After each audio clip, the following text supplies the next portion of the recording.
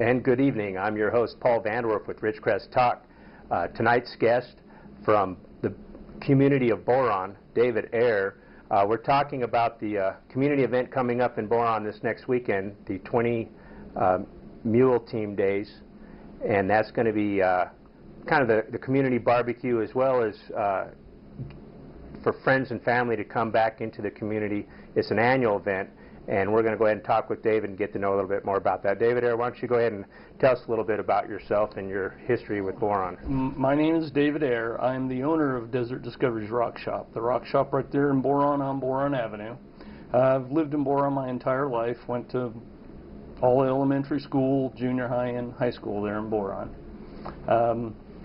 Have my family now. They're in Boron. Wife, kids, etc. Everything else. So you're second generation, and that your kids are the third generation there in Boron? Yeah, mom and dad moved in there in 1958. So yeah, of course my kids now, they haven't had any kids yet. But yeah, now Boron is definitely a small town. I often would drive by there like most people. When you're taking 395 south, there at what we call Kramer's Junction is actually part of Kramer's Valley. And Boron is just a right turn on 58, what, about 6 miles? 6 miles away, yeah. And you're right there, and their biggest draw, or the thing that we think of, is kind of like Trona. Trona is mining minerals, and Boron has an open pit. Why don't you tell us a little bit about the mining operation there? Well, the mining operation there right now is open pit. The pit is exceptionally large. It's about 2 miles by 2.5 miles in size. They originally started underground mining about 1927, and of course they were leaving a lot of material behind, so that's when they had to go open pit in 1957. So they did underground mining for approximately 50 years. And so, and I was reading, we have this wonderful book I picked up at the museum around Boron, and it has a number of pictures and a lot of the stories of the early times in Boron.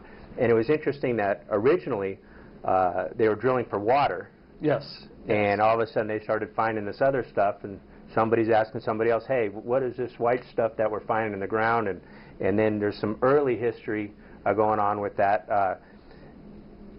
What is your knowledge on that? Is that something that's covered here in 20 Mule Team Days, and what do you know about that? Well, as far as that being covered during 20 Mule Team Days, not so much, but yeah, what was happening was Dr. Sukow was going to put in a TB clinic, and he was, of course, drilling a water well, and he ran across colemanite, which is a calcium borate, and it was sent away for analyzation, and come to find out, hey, pretty rich ore of boron compounds, and it sort of blossomed from there, as it would be, and of course 20 Mule Team Days is now celebrating the 20 Mule Team that was coming out of Death Valley, because that business that was in Death Valley is who ended up being in Boron, doing the mining in Boron.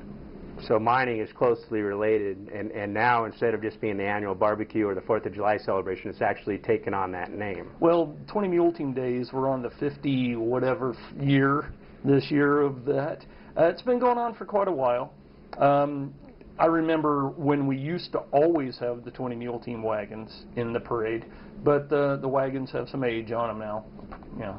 And last year we did have the wagons in the parade being pulled by 20 mules. Tanner came down out of Bishop and brought down his mules, and they went through the main part of the parade, which is downtown Boron, right there on 20 Mule Team Road. And everybody got to see them make the left-hand turn where the mules have to jump the center chain to pull the wagons around the corner. It's really quite amazing to see.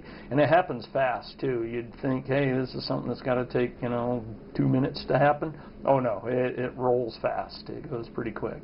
And then they take them down to the park, and everybody could go look at some mules and look at the wagons and everything else. And then after a couple of hours, they would take them back up to the borax plant. So you get to see the mules pulling the wagons once again.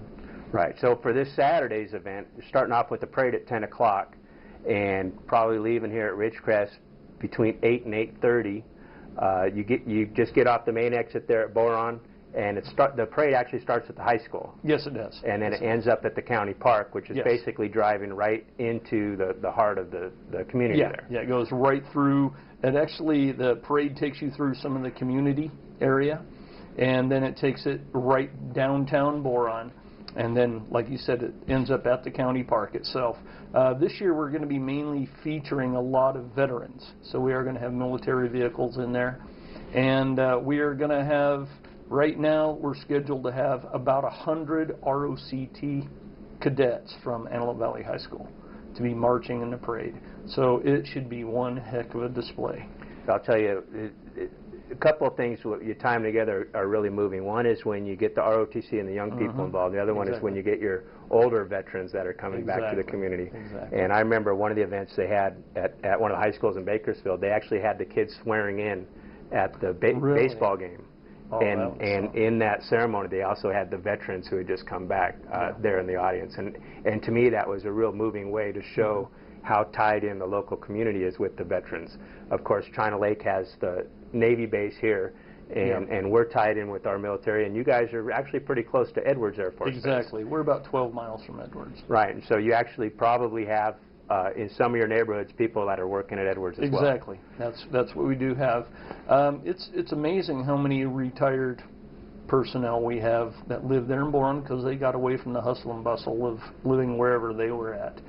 And so they really enjoy living in Boron and the quietness. But hey, we still get that reminder that we are free by hearing sonic booms and having the jets fly right over our heads. And yeah, when you hear those sonic booms, it does remind you of freedom. There's no doubt about that. Yeah, there's not everywhere that you get those jets flying by like you do in some of these desert communities. And so 10 a.m. we're starting with the parade, and then we're going to have a lot more events that we're going to be talking about. Let's go back to a little bit, and then we'll talk some more after the break about the rocks and the people that want to go out there to see that. The Open Mine does have a visitor center that's going to be open. Yes, it does. And how long of a visit should you take if you're going to go out to that? Is it just a few hours? You can, depending on how much you want to rush through. There's a lot of things to see while you're out there, especially a fantastic view of the open pit. But there's big truck tire out there. So you actually get to see the size of them tires, which are monstrous. They're huge tires. All right, we're going to go ahead and have to stop for a break here. This is Paul VanderWerf with Ridgecrest Talk, talking with David Ayer from Boron, where we're going to have 20 Mule Team Days. We'll be back right after this break.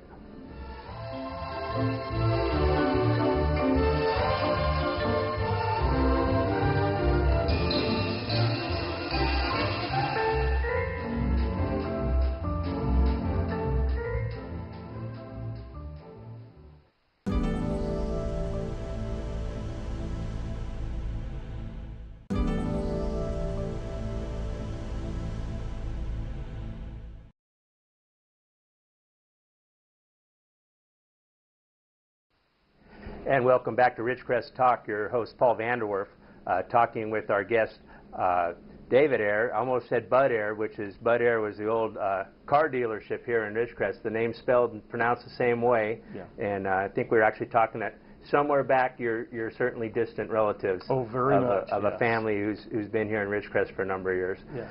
We were talking about the open pit mine that's going to have they have a visitor center all the time that's pretty much open to the public to see what they do. And that's going to be open Saturday for this event.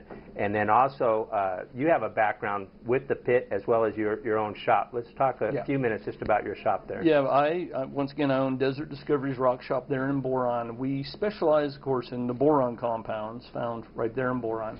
I do have a contract to collect on site up at the borax mine, and I'm the guy that supplies the optical grade ulexite to the world. It's known as TV rock. It is a true fiber optic. You don't look through the rock, it projects the image up to you, so it is a true fiber optic. And what you will be allowed to do during 20 Mule Team Days, during the rock show that is going on during 20 Mule Team Days, is I will be leading a field trip up to the borax mine. And so you can collect some pieces of ulexite yourself if you want to make some jewelry out of it or whatever. Right. So we start with the parade at the high school. We end up at the park. At the park in the recreation building is going to be a rock show. Yes. that's going to show a lot of the rocks, especially that are found at the pit. But you're also going to have a tour of the facility.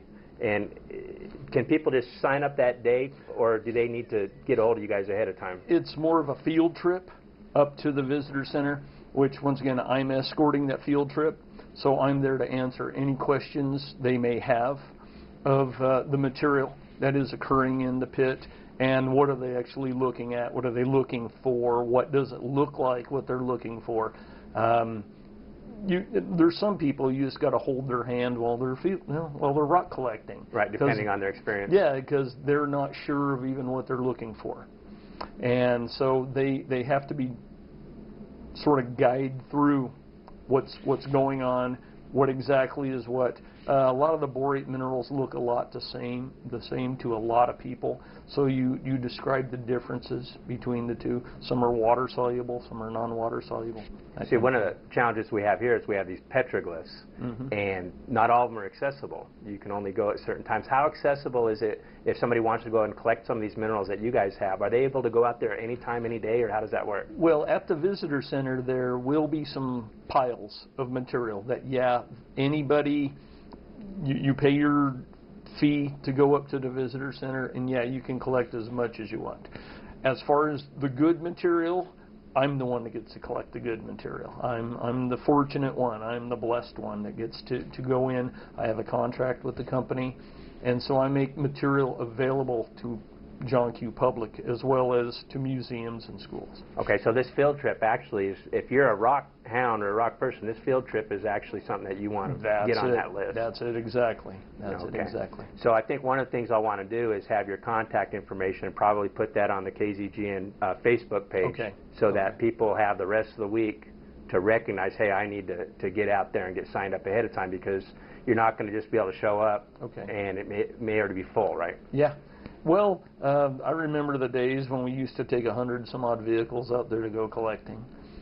These days, we just don't have the rock hounds we used to have. That's unfortunate. There's a lot of other things vying for their attention, and that's just what one of these hobbies goes through. Whether you're throw horseshoes, which one of the things we do have is actually a horseshoe tournament going on that same weekend, right there at the park. So if you toss horseshoes, hey, we got you covered in that department too. All right, so we start off with the parade, ends at the park. At the park, you're going to have the rock show and a field trip over to the open pit. Yes. And then you're also going to have a huge number of events for a small town anyways. Oh, yeah. May not compare with one of the big state fairs, but there's a number of variety of different events for the kids and for the family. In addition to the rock show at the building, you're going to have, what is it? It's an art gallery show. Art gallery? Art gallery show, mainly photography. And as well, in that building, we will also have child registration for fingerprinting your children. That's being brought to you by the Kern County Search and Rescue. Is going to be running that booth to do that. In that building also, the senior citizens there in Boron are going to be having, as I believe it's pulled pork. And so you go ahead and help support our senior citizen center we have there in Boron. Now outside, yeah, we're going to have vendors outside, bounce house, etc. We will be displaying some military vehicles outside also, and we will be having 3 live performances also. Right. You talked about you're going to have some entertainers, some bands that are performing. First one is what, 11:30 in the morning? 11:30 is when they start. That's called Highway 138. They're more of your classic rock. And the guys are really good. They're all well-experienced musicians. They're fantastic. They play a lot in the Antelope Valley, and they've actually played all the way up to Bishop. So they do cover a lot of area. Our second band is really fantastic. They're called Blue Collar Combo. They are rockabilly. They have opened for Wanda Jackson. They have played the Viva Las Vegas. They are excellent. They are a fantastic band. Okay, so we're going to be at the park.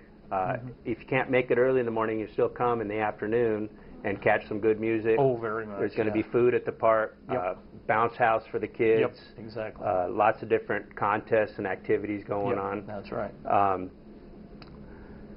Trying to think, it's almost mind-blowing when you're just sitting down, talking, and learning all these different things. And actually, to be honest, I've been trying to find you at the rock store for about 4 years. Now, going into Boron, as you drive from the high school, you're just right there on the right, driving on that road. And I can find a store. Unfortunately, it's much harder to find you. I can't tell you how many times I've called, knocked on the door, and you've been out either collecting rocks or been active in one of these projects you're doing.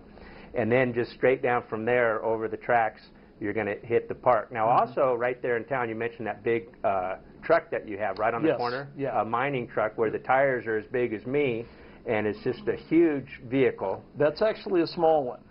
That one is Electra-Haul. That's an Electra-Haul. It's only a 100-tonner. It's not really one of the big trucks like they run up there now. Right. So if you want to see kind of what a big Tonka toy would look like, that's a great one to take a picture. I want to talk some more about the other things that are there in Boron. We're going to go to break here in just a moment. This is Paul VanderWerf, Ridgecrest Talk, talking about the 20 Mule Team Days that's in Boron this weekend. We'll be back right after this.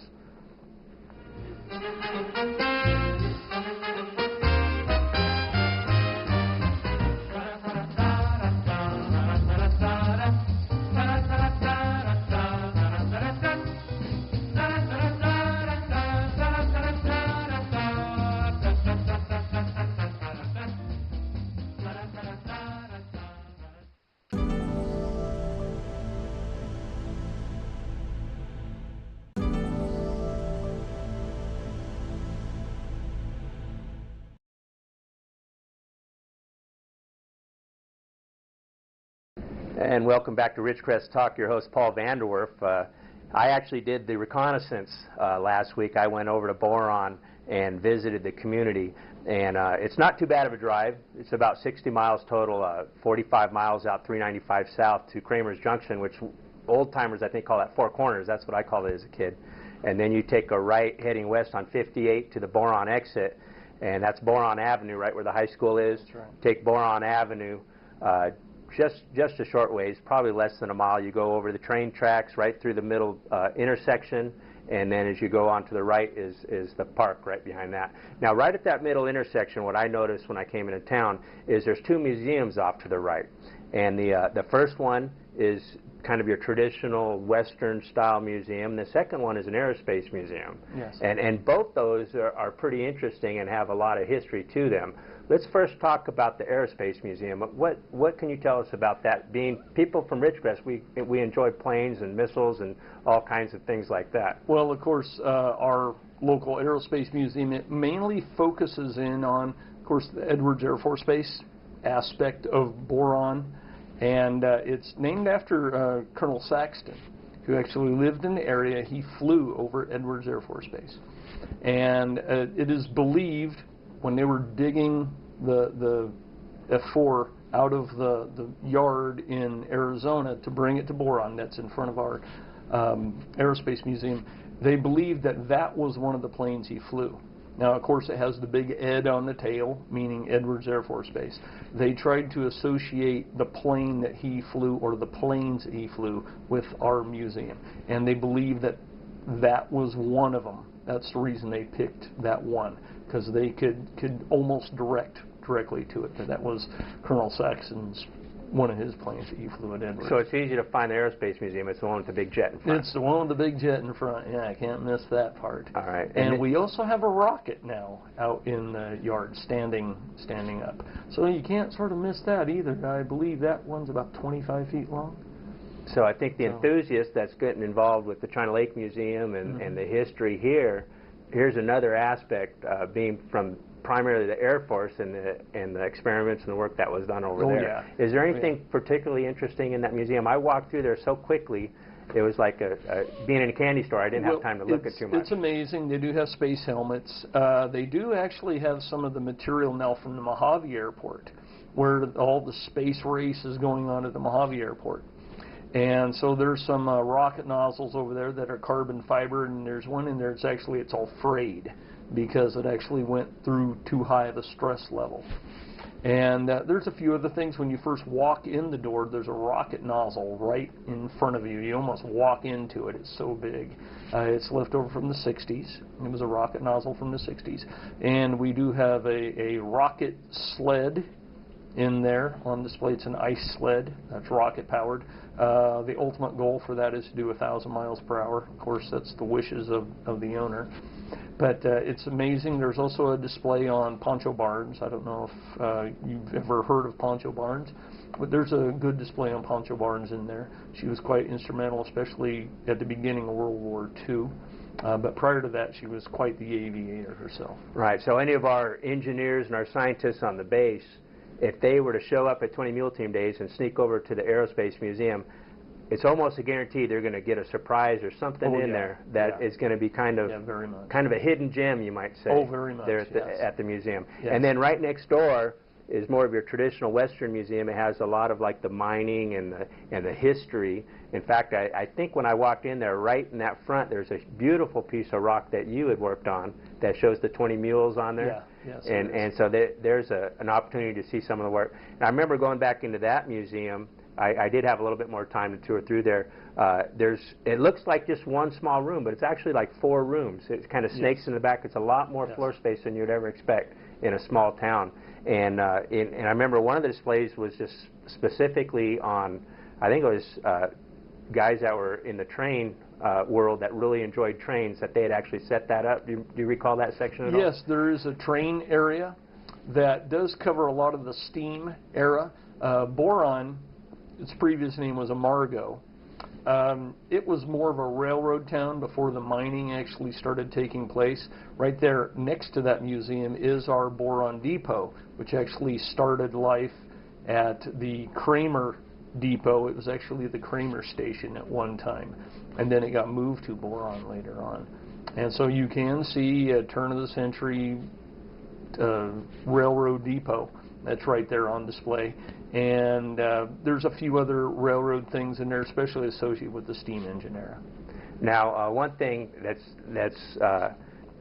I'm trying to think of all the different things you have for all types of people that are going to go there. We have something for our scientists and our engineers, something for our families with the parade. Mm-hmm. You're even having at the park something that some of the locals might consider entering, is a baby contest. Yeah, the Baby Beautiful contest. And the Baby Beautiful contest is something they can show up at the park and enter without having to pre-register, correct? Exactly, and there are specific age groups. I'm not familiar exactly with those age groups because that's not my part of the aspect. I'm more in charge of the parade. But yeah, there's a Baby Beautiful contest, and it's actually Miss Boron and her court that runs a lot of that, so it's quite entertaining. And another thing we talked about, like if you were to spend the whole day there, you might even come the night before, enjoy some of that quiet desert atmosphere where you can look up and see the stars. Oh, exactly. And that was something we've been talking about locally, is that sometimes our ball fields are on and some of our lights we're not able to see the sky as much as we'd like to. And Boron, that's something that you can do. Yes, we don't have very much background light. We are still quite the dark community. We do have street lights, of course, but you don't have to get too much far from your back door. And yeah, the stars are very bright. You can show up like the evening before, look at stars. The next morning, sort of sleep in a little, have breakfast right there at our 20 Mule Cafe that's right there downtown Boron on 20 Mule Team Road. Later, you could go across the street to the 20 Mule Team Museum, which opens up at 10 a.m. And you can easily spend a couple of hours in there with the videos that's going on in there, etc. Well, it sounds like we could probably talk a whole nother hour about all the things that go on in a real small town like Boron. We're just about out of time. Again, we're talking about 20 Mule Team Days, which is the annual event there in what was Amargo is now Boron, which is just about an hour drive from town here in Ridgecrest. We are centrally located to just about everywhere. We're an hour from Lancaster, hour from Ridgecrest. Right, and hopefully if we can get everybody to go out and visit, they'll be ready to come back and see even more the next time. So I'm sorry that we're out of time, but David, thanks a lot for sharing with us, coming down to Ridgecrest, and we hope that everybody gets out there and gets to see you. Thank you so much for coming. No problem. Thank you for inviting me.